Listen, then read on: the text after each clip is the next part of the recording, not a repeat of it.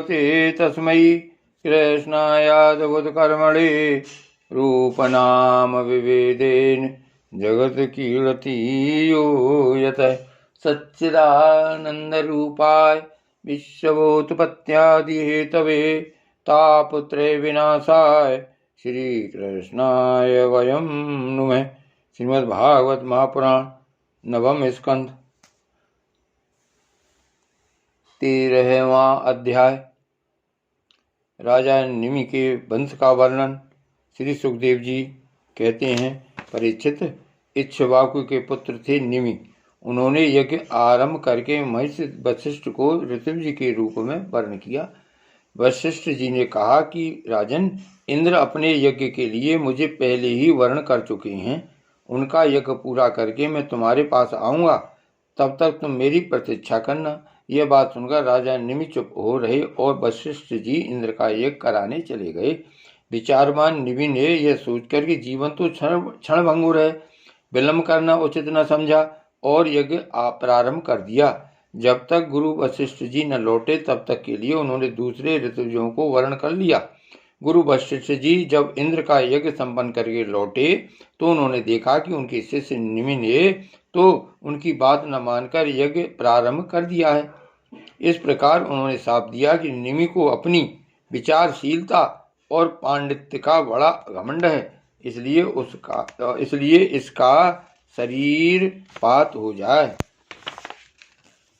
निमि की दृष्टि में गुरु वशिष्ठ का यह साफ धर्म के अनुकूल नहीं, प्रतिकूल था। इसलिए उन्होंने भी साफ दिया कि आपने लोभवश अपने धर्म का आदर नहीं किया, इसलिए आपका शरीर भी गिर जाए।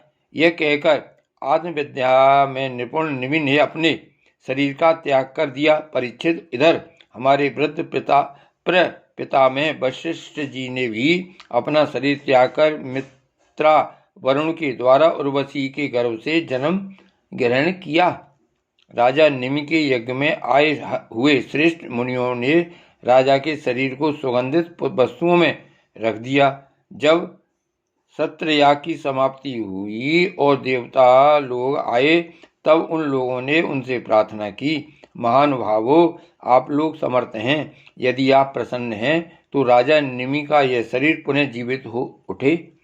देवताओं ने कहा, ऐसा ही हो। उस समय निमि ने कहा, मुझे देह का बंधन नहीं चाहिए। विचारशील मुनिजन अपनी बुद्धि को पूर्ण रूप से श्री भगवान में ही लगा देते हैं और उन्हीं के चरण कमलों का भजन करते हैं। एक न एक दिन यह शरीर अवश्य ही छूटेगा। इस वजह से भीत होने के कारण वे इस शरीर का कभी संयोग ही नहीं चाहते, वे तो मुक्ति ही होना चाहते हैं। अतः मैं अब दुख, शोक और भय के मूल कारण इस शरीर को धारण करना नहीं चाहता। जैसे जल में मछली के लिए सर्वत्र ही मृत्यु के अवसर हैं, वैसे ही इस शरीर के लिए भी सब कहीं मृत्यु ही मृत्यु है। देवताओं ने कहा, मुनियों, राजा निमि बिना शरीर के प्राणियों के नेत्रों में अपनी इच्छा के अनुसार निवास करें। वे वहां रहकर सूक्ष्म शरीर से भगवान का चिंतन करते रहे। पलक उठने और गिरने से उनके अस्तित्व का पता चलता रहेगा। इसके बाद महर्षियों ने यह सोचकर कि राजा के न रहने पर लोगों में अराजकता फैल जाएगी, निमि के शरीर का मंथन किया। उस मंथन से एक कुमार उत्पन्न हुआ। जन्म लेने के कारण उसका नाम हुआ जनक। विदेह से उत्पन्न होने के कारण विदेह और मंथन से उत्पन्न होने के कारण उसी बालक का नाम मिथिल हुआ। उसी ने मिथिलापुरी बसाई।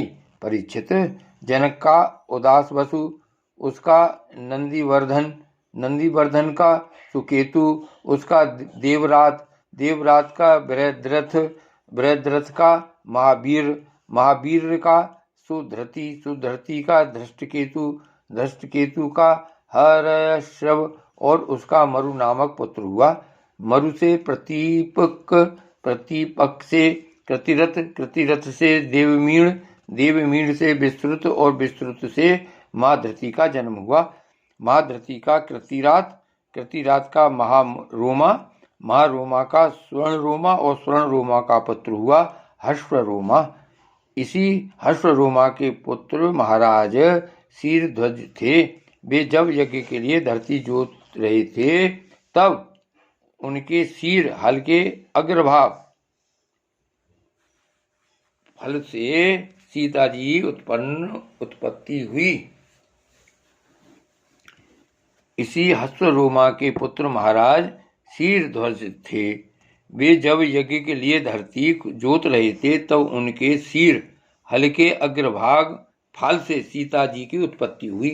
इसी से उनका नाम शीरध्वज पड़ा। शीरध्वज के कुशध्वज के धर्मध्वज और धर्मध्वज के दो पुत्र हुए, कृतध्वज और मित्रध्वज।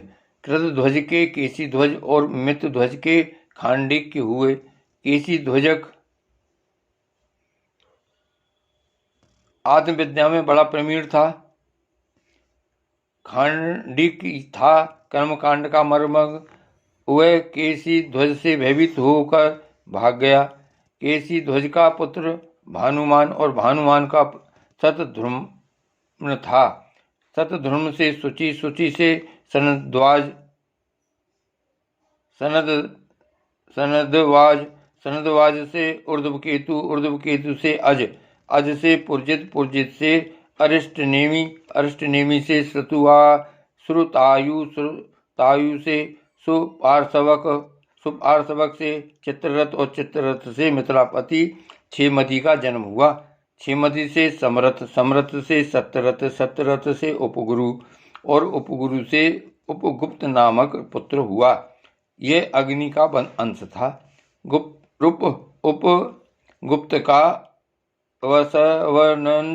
वसवनंत का युयुध, युयुध का सुभाषण, सुभाषण का श्रुतु, श्रुतु का जय, जय का विजय और विजय का कृत नामक पुत्र हुआ। कृत का सुनक, सुनक का वीतहव्य, वीतहव्य का धृति, धृति का बहुलाश्रव, बहुलाश्रव का कृति और कृति का पुत्र हुआ महाबसी। परीक्षित, ये मिथिल के वंश में उत्पन्न सभी नरपति मैथिल कहलाते हैं। ये सब के सब आत्मज्ञान से संपन्न एवं गृहस्थाश्रम में रहते हुए भी सुख दुख आदि द्वंद्वों से मुक्त थे। क्यों न हो, याज्ञवल्क्य आदि बड़े बड़े योगेश्वरों की इन पर महान कृपा जो थी। श्री भागवत भगवान की जय। श्री वल्लभाधीश की जय। श्री गोवर्धननाथ की जय। श्याम स्वरूप श्री यमुने महारानी की जय। श्री गोसाई जी परम दयाल की जय। श्री गोकुलनाथ की जय। जय जय श्री गोकुलेश, जय जय श्री गोकुलेश।